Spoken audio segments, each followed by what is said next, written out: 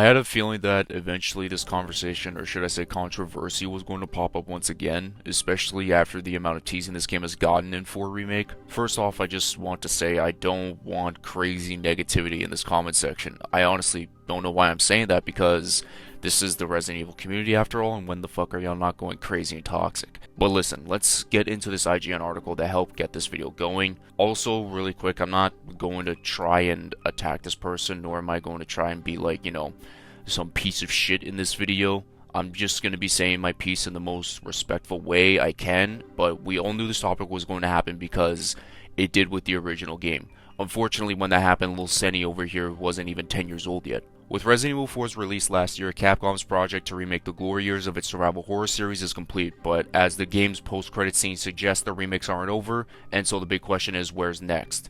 The obvious answer is a remake of Resident Evil 5, but on the game's 15th anniversary, it's clear that moving forward chronologically will take Capcom's remakes into a series' weakest era. An era of gameplay and narrative decisions best left in the past. Resident Evil 5 simply can't be remade, at least not to the standards of Capcom's best work, and so the answer is to not remake but to rewrite. Remakes can, of course, completely redefine the structure of their source material. Final Fantasy VII Rebirth, for example, is recognizably an updated version of the classic RPG, but its world design and gameplay mechanics are a world apart from the 1997 original, and so you can argue that Resident Evil 5 is actually the Resident Evil most in need of a remake. A whole new environmental structure and scenario design that reins in the action and dials up the horror would bring it in line with Capcom's other remakes.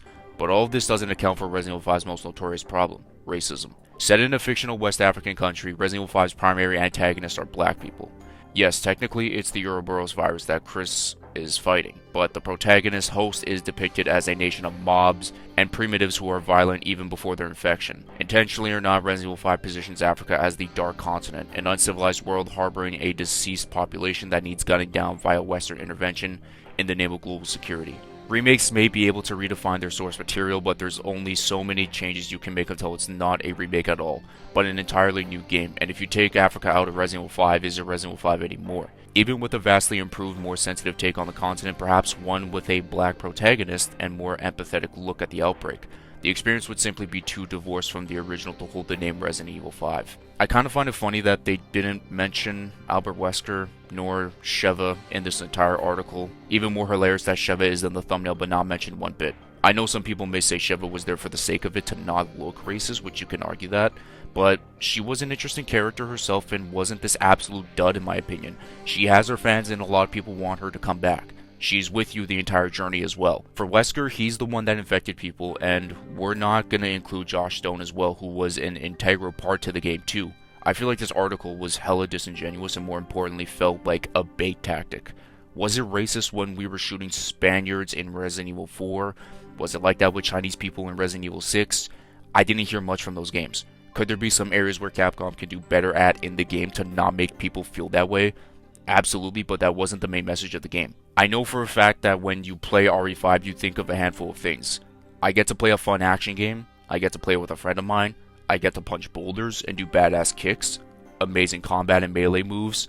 I never met someone that said, I get to shoot and kill, There probably is some people like that, and they are fucking weird. Maybe there can be a more empathetic look on the outbreak, but man, it just felt so weird to just sweep Sheva under the rug like that and ultimately pretend that she didn't exist.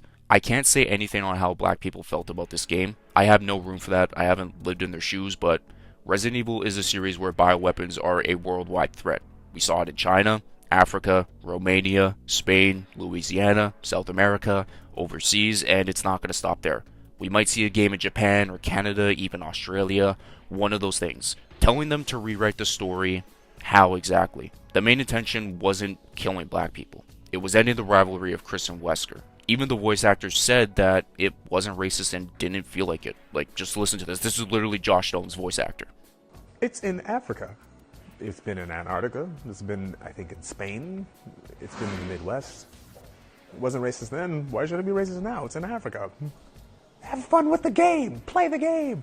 Listen, you guys can have your own feelings about this game. I'm not going to judge you for that or even try to force you to change your views on it. I have mine and you have yours. I'm looking forward to this remake when it happens and I'm excited to play with a friend as well.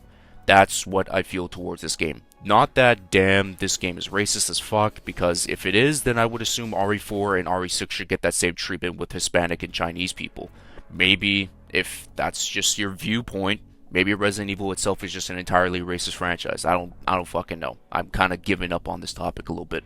If y'all enjoyed this video, be sure to leave a like to help it get it boosted into the YouTube algorithm, and subscribe to the channel if you are new and want to keep up with Resident Evil content and whatnot. I hope you guys have yourselves a good day, good night, good sleep, and I'll catch you guys in my next video. Peace out, and much love.